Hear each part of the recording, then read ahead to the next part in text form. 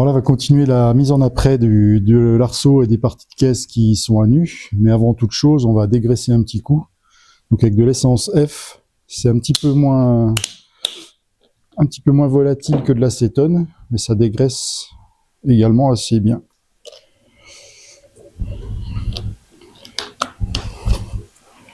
On va essayer de ne pas faire tomber la bouteille, voilà.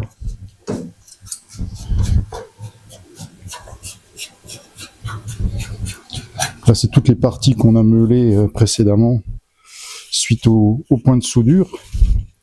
Donc là, la tôle est vraiment à nu. On va essayer de pas faire attention de ne pas se couper les doigts.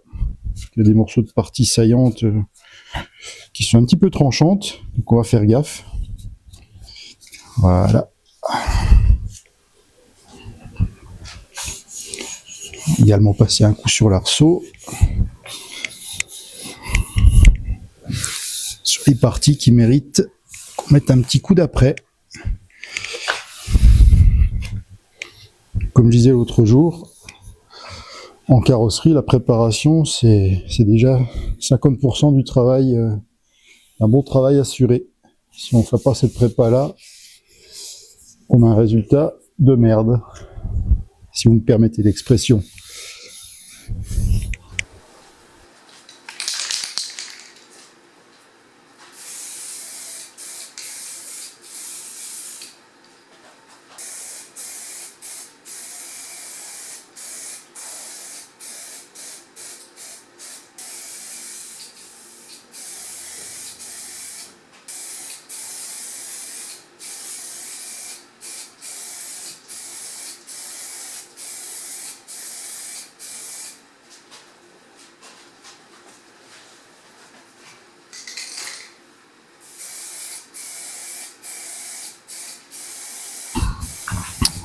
Donc là, on va attaquer les vrais travaux de carrosserie. On va reprendre toutes les bosses qui sont présentes un petit peu partout sur la caisse.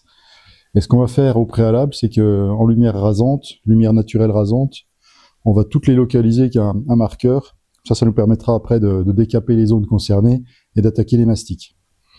Donc il y en a déjà une petite ici, là. Toc. On en a une belle par là.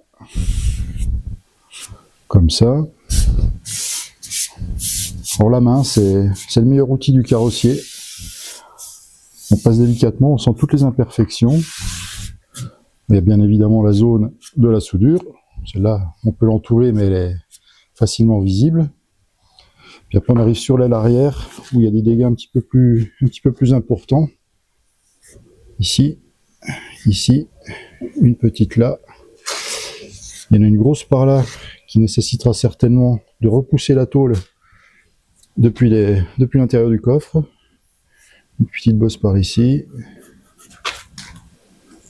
Une toute petite par là. Donc la lumière rasante, oui, ça pardonne rien. On voit tout.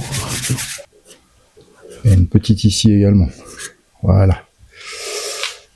Et normalement, s'il y en a encore là, vraiment sur l'extrémité de l'aile,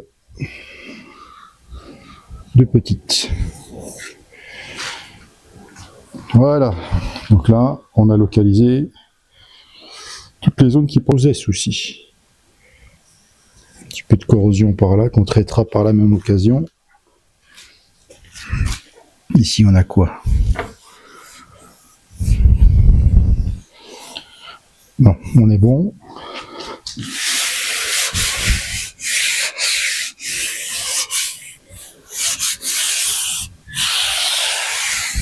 En fait, il faut caresser la tôle sans forcément regarder, parce que l'œil est parfois trompeur.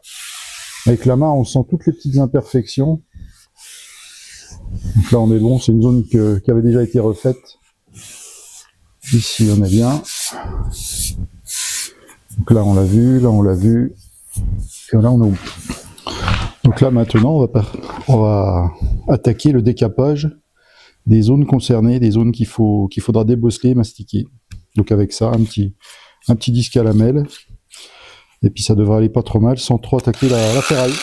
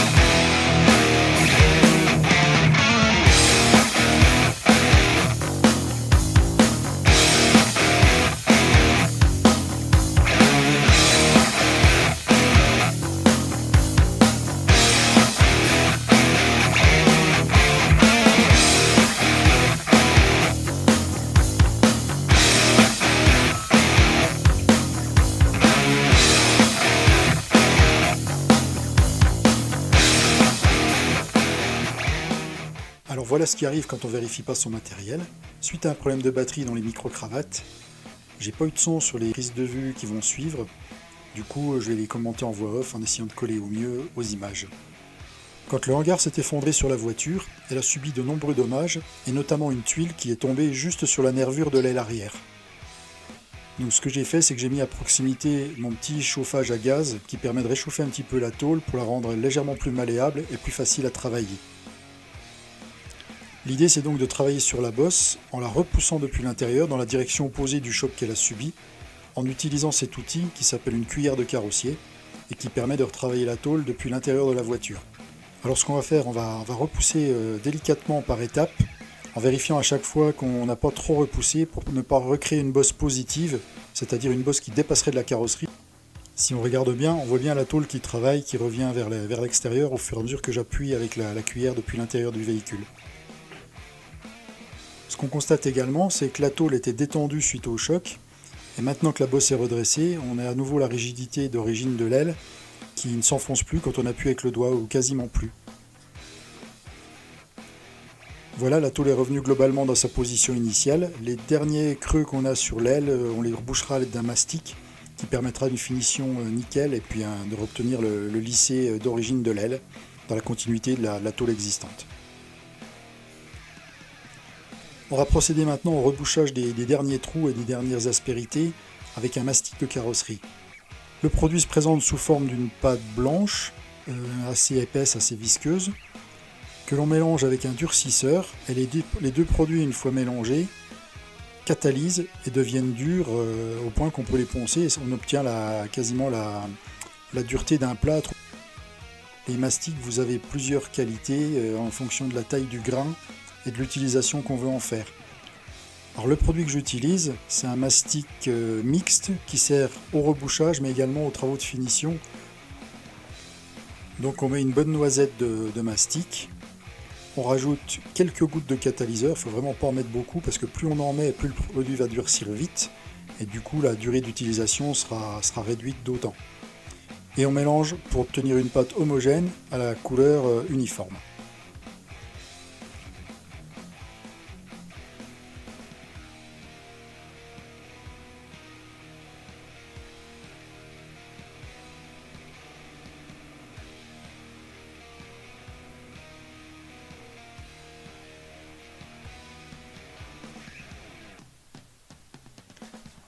Donc une fois qu'on a mélangé les deux produits, on a quelques minutes pour travailler parce qu'ensuite le produit devient dur et on ne peut plus le travailler, on ne peut plus l'étaler.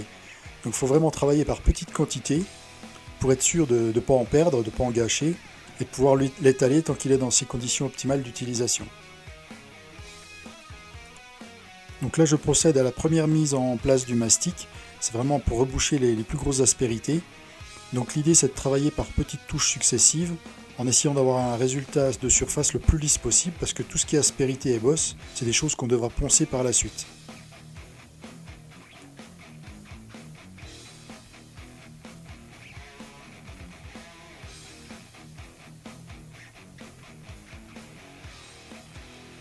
On n'a vraiment que quelques minutes pour travailler parce que le mastic, une fois qu'il commence à durcir, il fait des boulettes, il s'agglomère et quand on essaye de l'étaler, on fait plus de mal qu'autre chose.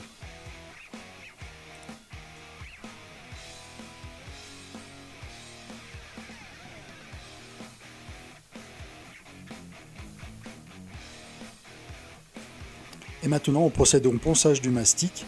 Donc chaque tâche, on va y passer un coup de ponceuse pour obtenir un rendu le plus lisse possible, au plus proche de la qualité de la tôle d'origine.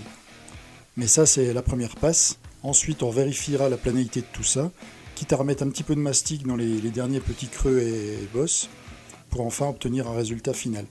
Donc l'idée c'est de procéder par étapes. Au fur et à mesure on retouche, on reteste, et on rebouche au mastic si nécessaire les dernières petites aspérités.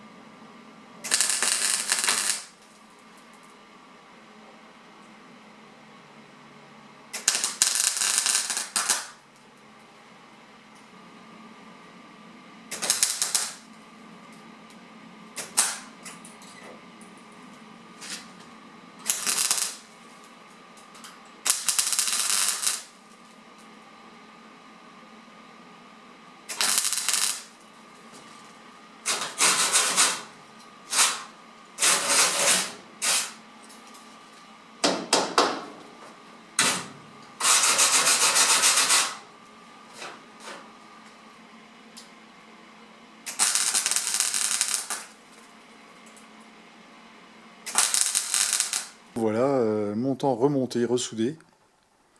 Donc il y a maintenant un bon travail de masticage au raccord entre le montant de la voiture et la pièce qu'on a raboutée. Voilà, on n'est pas trop mal.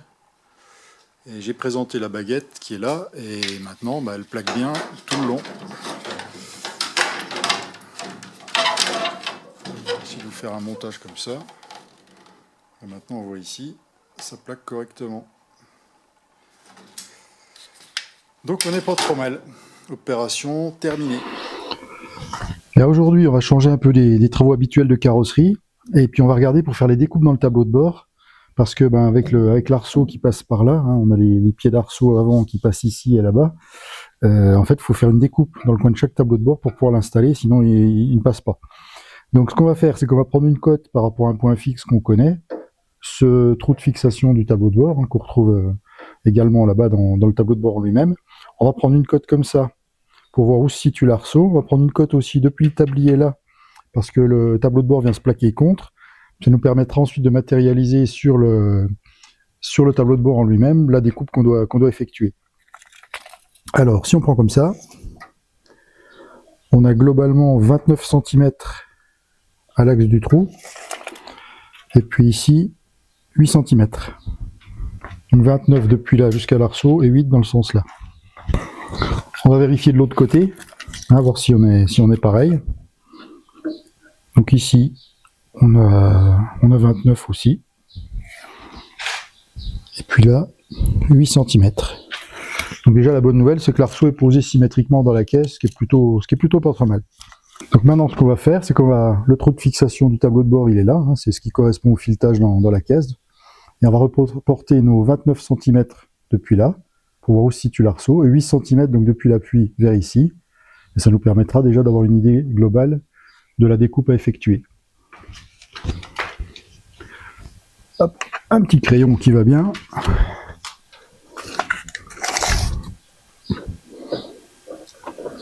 Donc 29 cm.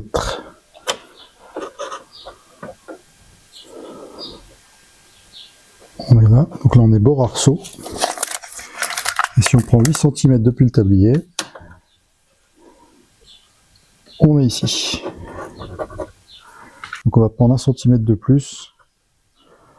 On va faire quelque chose comme ça.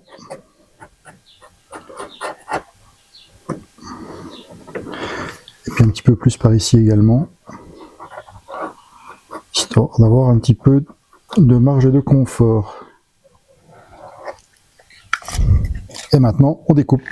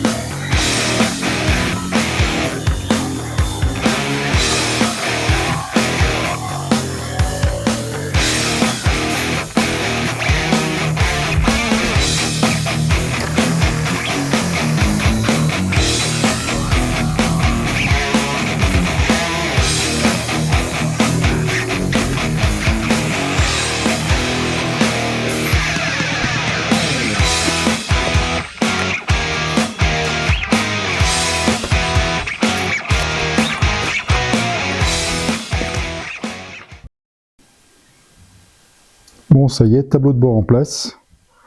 On voit bien l'utilité des découpes ici autour du tube d'arceau. C'est valable de l'autre côté aussi.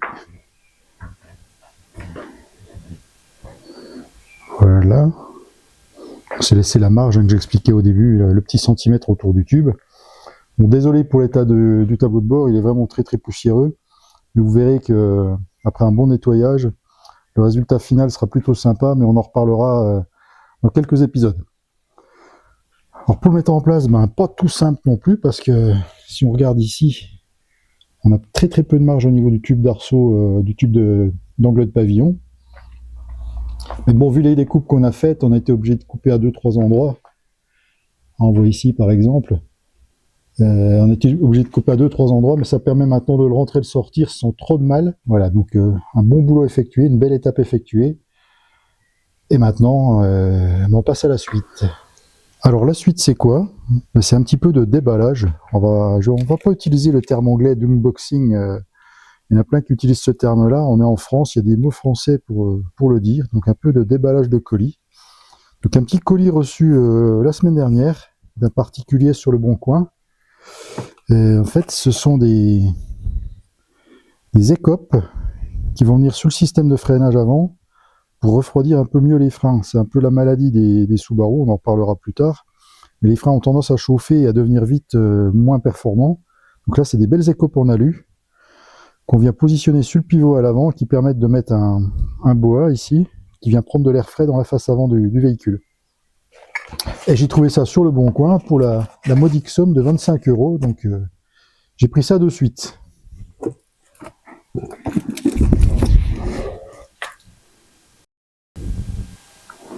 Et un autre colis un petit peu plus volumineux, celui-ci. Je vais faire un petit peu de bruit. Tadam! La peinture. Voilà. J'ai commandé les produits de peinture. Donc 1 litre de peinture. C'est écrit dessus. Je ne sais pas si on voit. Subaru Light Blue 53C, 1 litre. Donc voilà, c'est le fameux bleu rallye, des Subaru officiels de rallye à l'époque. Et ça va nous permettre de peindre l'arceau et tout l'intérieur de la voiture. Et l'extérieur, on le fera en cabine chez un de nos partenaires. Je réexpliquerai ça dans un épisode suivant. Voilà, donc ça donne le ton de l'épisode qui va venir. On fera de la peinture.